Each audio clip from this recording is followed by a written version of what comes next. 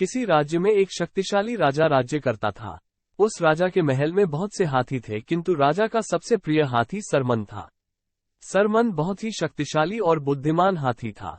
राजा जब भी लड़ाई के मैदान में जाता तो हमेशा सरमन पर ही सवार होकर जाता था और अपना हर युद्ध जीत कर आता था। राजा ने सरमन के लिए एक अलग ही कक्ष बना रखा था जिसमें सरमन रहता और खाता पीता था।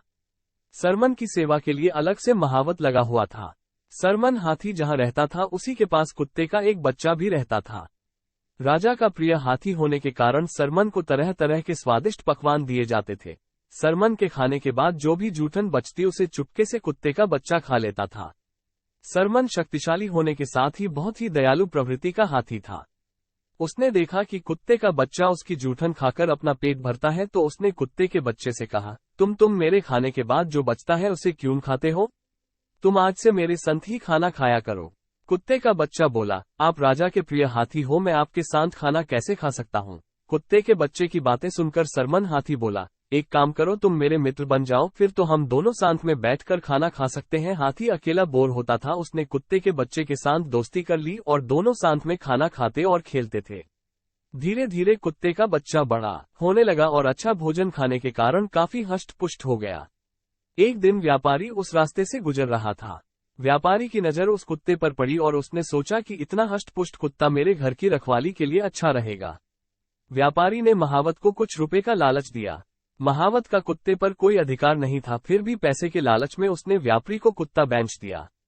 व्यापारी कुत्ते को अपने साथ ले गया। उधर कुत्ता भी हाथी से बिछड़कर बहुत दुखी था। कुत्ते के जाने से सरमन हाथी भी उदास रहने लगा और उसने खाना पीना कम कर दिया। धीरे धीरे हाथी कमजोर होने लगा। राजा ने जब हाथी की ऐसी हालत देखी तो वो बहुत चिंतित हुआ और उसने महावत से हाथी के कमजोर होने का कारण पूछा। महावत को भी समझ में नहीं आ रहा था कि हाथी को क्या हो रहा है। राजा ने राजवैद्य को बुलाया और पूछा, मेरे इस प्रिय हाथी को क्या हुआ, ये दिन प्रतिदिन कमजोर होता जा रहा है। राजवैद्य ने हाथी का परीक्षण किया और राजा को जवाब दिया, महाराज, हाथी किसी के वियोग से दुखी है, इसी कारण इसने खाना पीना छोड़ दिया है और कमजोर होने लगा है। राजा ने जब इसके बारे में जानकारी एकत्र की तो उसे पता चला कि हाथी की दोस्ती एक कुत्ते से थी और कुत्ते के जाने के बाद से ही हाथी का स्वास्थ्य खराब हुआ है। राजा ने अपने सैनिकों को आज्ञा दी कि किसी भी तरह उस कुत्ते का पता लगाकर उसे वापस लाया जाए। सैनिकों ने कुत्ते का पता लगाकर व्यापारी सहित कुत्ते को राजा के सामने पेश किया। व्यापारी ने राजा को पूरी बात बतलाई। राजा बहुत दयालु प्रवृत्ति का था, उसने महावत और व्यापारी को माफ कर दिया। कुत्ते को हाथी के पास भेज दिया। कुत्ते को देखते ही हाथी अत्यंत प्रसन्न हुआ और कुत्ते को अपनी सूंड में लपेटकर अपनी पीठ पर बैठा लिया। हाथी से मिलकर कुत्ता भी फूला नहीं समा रहा था। कुत्ते के आते ही हाथी ने फिर से खाना शुरू कर दिया और पहले की तरह हष्ट पुष्ट और स्वस्थ हो गया। हाथी और कुत्ते की कहानी से हमें शिक्षा मिलती है कि दोस्ती में कोई बड़ा छोटा या अमीर गरीब नहीं होता।